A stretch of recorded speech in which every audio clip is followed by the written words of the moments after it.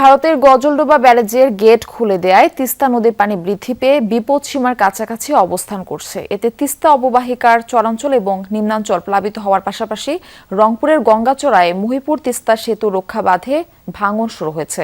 শনিবার বিকেল থেকে আজ সকাল ৮টা পর্যন্ত তিস্তার গর্ভে বিলীন হয়েছে বাঁধের অন্তত ৫০ মিটার। তৈরি হয়েছে ৭০ ফিটেরও বেশি গভীর গর্ত। গত বছর ওই বাঁধটি প্রায় ১০০ ফিট নদীগর্ভে বিলীন হয়ে যায়। সে সময় জিও ব্যাগ ফেলার দাবি জানায় স্থানীয়রা। উল্টো উজানে ১৪ লাখ টাকা ব্যয়ে বাঁশের পাইলিং করে এলজিইডি। স্থানীয়দের দাবি, এই ভুল পদক্ষেপের কারণে এবারও পানি বৃদ্ধির সাথে সাথে ভাঙন শুরু হয়েছে। এতে সড়ক সেতু এবং রংপুর কাকিনা আঞ্চলিক সড়ক হুমকির মুখে পড়ার শঙ্কায় তারা। একই সাথে ভাটিতে থাকা ৫০,০০০-এরও বেশি মানুষের জমিজমা হুমকির মুখে পড়তে পারে বলে মনে করছে স্থানীয়রা।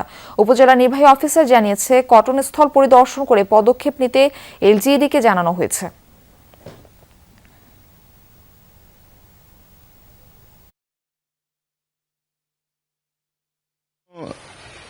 কেউ দায়ভার নিচ্ছে না। একপোলা গ্রাম আছে, এখানে মানুষজন আমরা আছি। দূরত্ব ব্যবস্থা না নেয় তাহলে ব্রিজ ধ্বংস হয়ে যাবে, এই কোটি কোটি টাকার সম্পদ নষ্ট হয়ে যাবে।